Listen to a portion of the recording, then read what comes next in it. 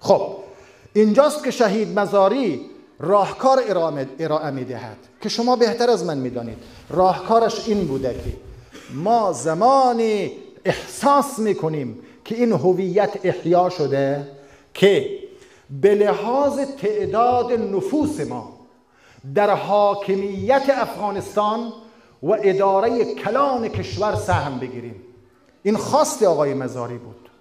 مزاری گفت که به لحاظ سیاسی، به لحاظ سهیم شدن در قدرت و حاکمیت ملی، اگر مسئله حاکمیت ملی مطرح است، ما باید در رأس هرم حاکمیت در کنار شما برادران حضور داشته باشیم.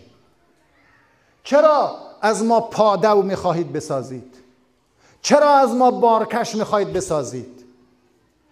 ما امروز مطالب را مطرح میکنیم که شماها اصلا از کوچش هم عبور نکردید. اگر مسئله شایسته سالاری هست که در حزب وحدت اسلامی 30 سال قبل از این، نزدیک 35 سال قبل از این، کمیته مخصوصی به نام کمیته زنان حزب وحدت اسلامی وجود داشته. اگر حقوق بشر را، حقوق زن را، معیارهای مدرنیته را در نظر میگیرید که مسئله انتخابات مطرح می شود و به شدت روی این موضوع کار کرد که بگذارید انتخابات آزاد بکنیم، بگذارید مردم افغانستان رأی بدهند که چه نوع سیستم و حکومت را باید ایجاد بکنن. اینها خواست ما بود. اما اگر میخواهید که با تفاهم و مصالحه ملی ما مسائل بین الافغانی خود را حل بکنیم، ما در کشور 4 وزارتخانه مهم داریم. اینها صراحتاً از جزئیات است که آقای مزاری مطرح کرده. از این 4 وزارتخانه مهم که واقعاً در اداره و در مدیریت کلان کشور نقش اساسی را ایفا می کند، یکیش به حسب نفوس باید مال ما باشه. خب 25% این جمعیت و جمعیت افغانستان ما هستیم. یکی از اینها باید به ما باشه، از آن ما باشه.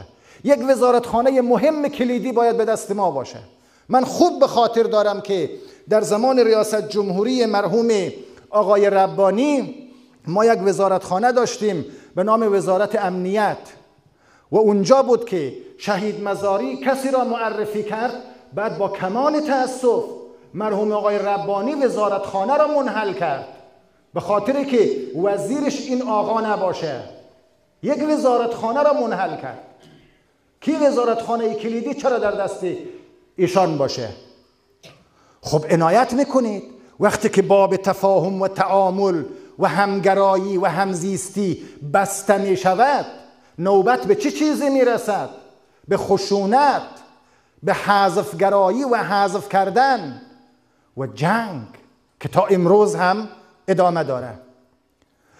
شما به خاطر بینی خمیری هم که شده، یکی از افراد مورد وثوق و مورد تأیید خودتان را در یکی از همین وزارتخانه های 4گانه قرار بدید.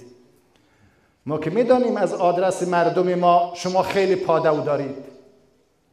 از همون پادوهایی که مورد وثوق شما هست بگذارید در یکی از همین وزارتخانه های 4گانه. برای حفظ آبروی خودتان بگذار آقای اشرف غنی رئیس جمهور، آقای عبدالله، آبروی خودتان را حفظ کنید. وقتی که این کار را نکردید، این کار به مرحله میرسد، حذف کردن به مرحله میرسد که اون 3 وزیر تشریفاتی که به درد هیچ چیزی هم نمیخورد، مضحکه.